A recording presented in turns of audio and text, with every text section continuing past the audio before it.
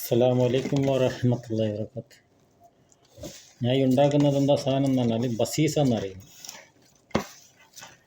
അതായത് ആട്ട നല്ല ചോക്ക വറുക്കുക, ഗോതമ്പ് മാവ്, ഈത്തപ്പഴത്തിൻ്റെ കുരു എടുത്തിട്ട് എന്നിട്ട് അതിലിടുക. എന്നിട്ട് ചൂടോടുകൂടി ഇങ്ങനെ ആക്കി ഉപ്പുമാവ് വെക്കുക. ഉപ്പുമാവ് പോലെ ആവണം.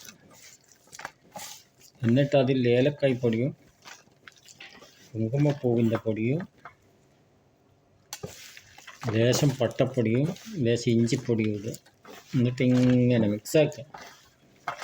അതാണ് ബസീസ എന്ന് പറയുക. അറബിയിൽ സ്വീറ്റാണ്. പഞ്ചസാരയും വെള്ളമൊന്നും പൊട്ടരുത് കേട്ടോ. നല്ല പശു നെയ്യ് കൂട്ടുക. എന്നിട്ട് ഇങ്ങനെ ചെയ്യുക. ഈത്തപ്പഴത്തിൻ്റെ കുരു എടുക്കണേ. ഇടയ്ക്കിടയ്ക്ക് ഇങ്ങനെ കുരു കാണും, നേരം എടുത്തെങ്കിൽ അടിക്കടേ.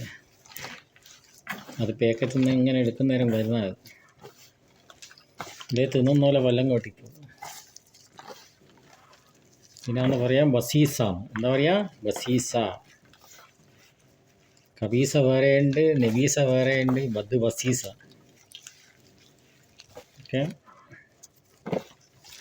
നല്ലോണം ഞമ്മടെ ഈത്തപ്പഴം മൈദ ആട്ടയും കൂട്ടി ഇങ്ങനെ ഞമ്മണ്ടിക്കൊള്ളുക.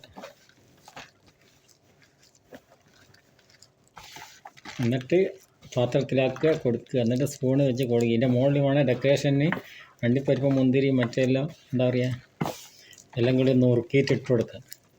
വെളുത്ത എള്ളു. ഓക്കെ, അപ്പോൾ പഠിച്ചില്ലേ? കാണാൻ ഇതൊന്നും ഇല്ലല്ലോ.